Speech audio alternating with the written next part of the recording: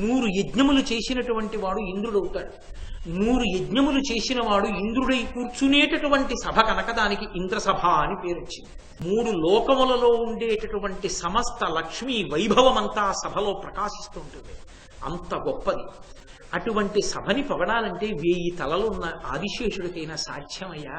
అంత గొప్పది ఇంద్రసభ. ఆ ఇంద్రసభలోకి ఎంత గొప్పదంటే దాంట్లోకి వచ్చి ఇంద్రుడు కూర్చుని ఉండగా సభ అందంగా ఎందుకుంటుంది అంటే అక్కడ చిత్ర విచిత్రమైనటువంటి వస్త్రములను కట్టుకుని అనేకమైనటువంటి రత్నాభరణములను దాల్చినటువంటి వాడి శచీదేవితో కలిసి సింహాసనం మీద దేవేంద్రుడు కూర్చుని ఉంటాడు.